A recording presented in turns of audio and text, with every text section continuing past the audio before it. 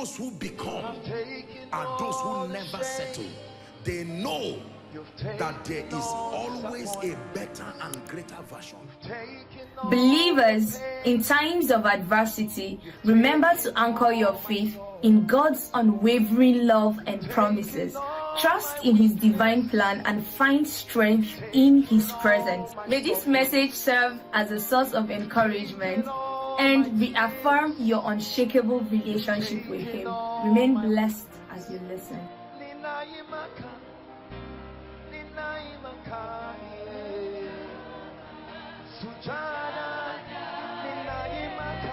When you go through pain in life, when you go through poverty, when you go through failure, when you go through rejection, then you have passed through the track record that grants you the opportunity to minister to those people. Are we together? Now listen, one time the disciples came to Jesus. Are you blessed this afternoon? The disciples came to Jesus and they said, they came with the mother of James and John, and the mother of James and John requested something. She said, sir, will you grant that when you would have conquered Caesar and you now sit as king, let my son sit by your left and right? Are we Bible students? Jesus never said the position is not vacant. He asked a question: can you drink of my cup and be baptized with my baptism?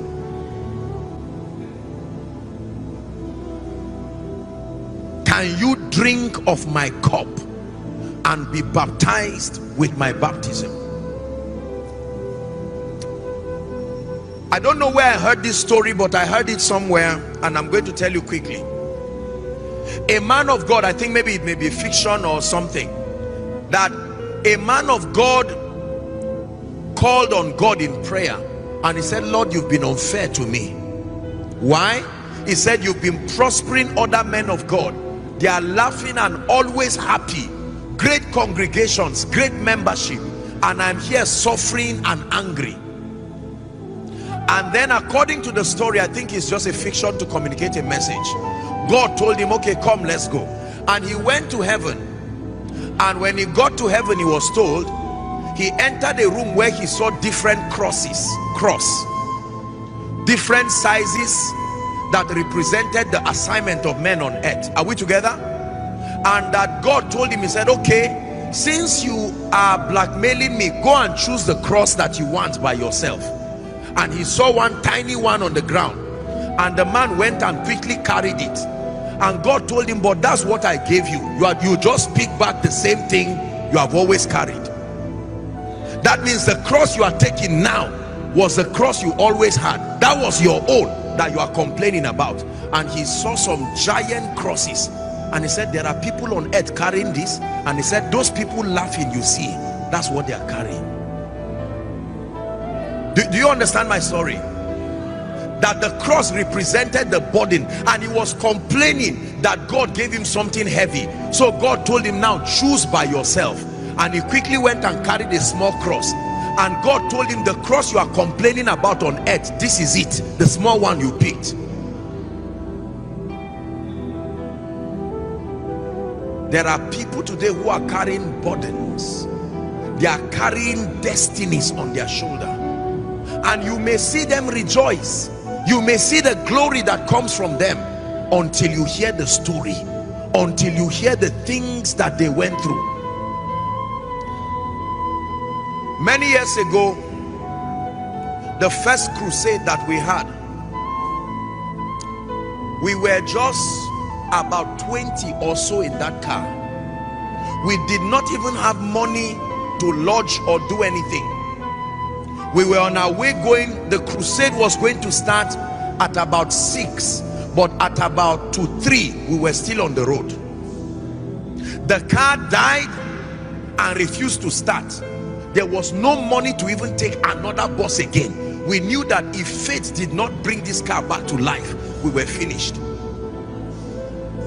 We literally were laying hands and praying on the car to come back to life, because there was no other way we could pay for anything.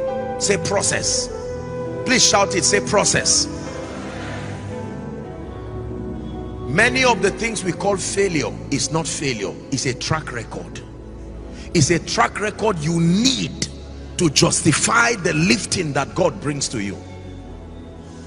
Now hear this. I share this with you today to inspire you.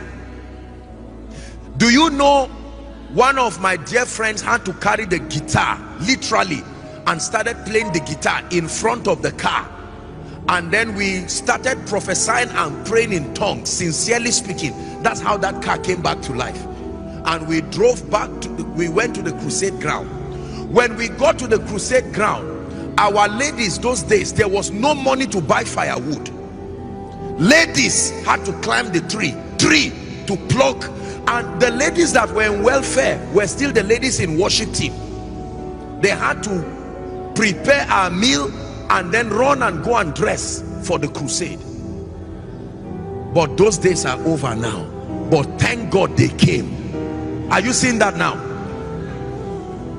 So today, if you are about to pray for someone who is starting ministry and he say, man of God, I'm in trouble, I cannot afford a rent of 10,000, you will not look at him and say shame on you. You will remember that this man reminds me of where I used to be, and with that compassion you can hold his hand and say, don't worry. It is not proof that you are a failure, it's proof that you are through a process.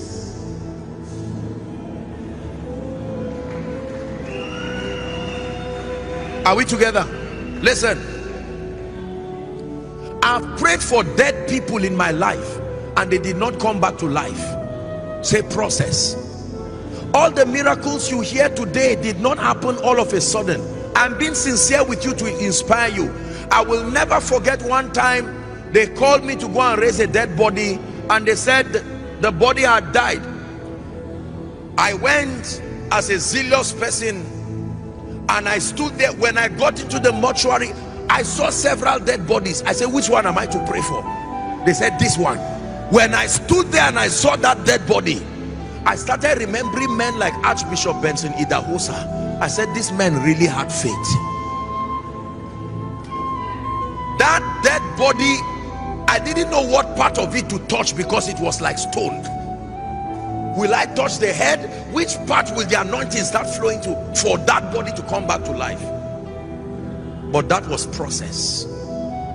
I stood there, I prayed, I quoted scripture, I prophesied, I used Ezekiel 37, dry bones. Oh, come on now. The body did not even shift, not to talk of coming back to life.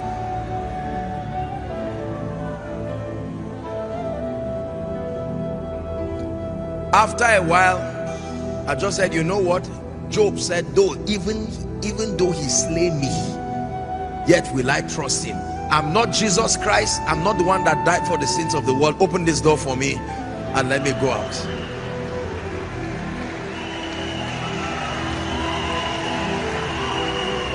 Now listen to me. Listen to me. Listen to me.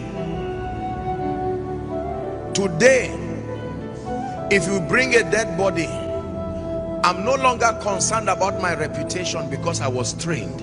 My ego was stung again and again till there was nothing else.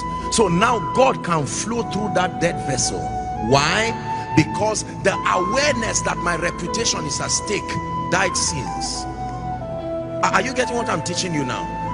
Let me tell you, you need process.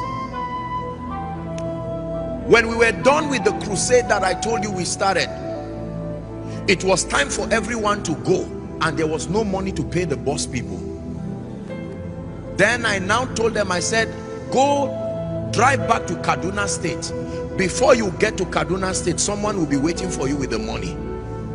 This was by faith, and the drivers were not born again. So you know, those of you from the north understand what I'm saying. You don't carry that kind of story.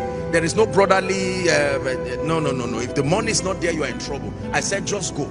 And they went and left me alone. I said, God, either you called me or you didn't call me, but my faith must work today.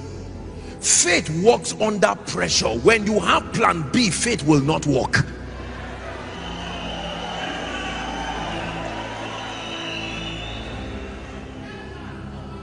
Listen, let me tell you this.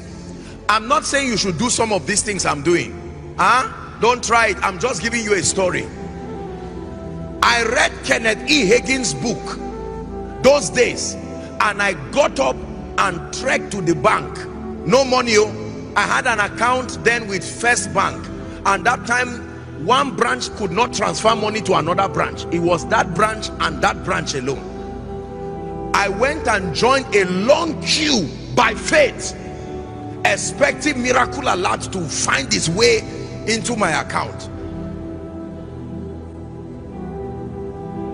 I stood there for hours because they were paying lecturers. When it was my turn, there used to be a machine then that would say cashier number 1, cashier number 2. It now say my turn, and I went there and they said, sorry sir, are you expecting some money? I said, of course. What would I be doing in the bank if I'm not expecting? He said, sorry, the money has not arrived. And that was how I turned back, disappointed, but I did not know I was passing my exam. Today now I can speak to you, and by evening you will see favor that you never saw, because there was a track record. Listen to what I'm telling you now. I can prophesy to you now, and you will leave this place, and all of a sudden it will be as if the windows of heaven open, because there was a price that was paid.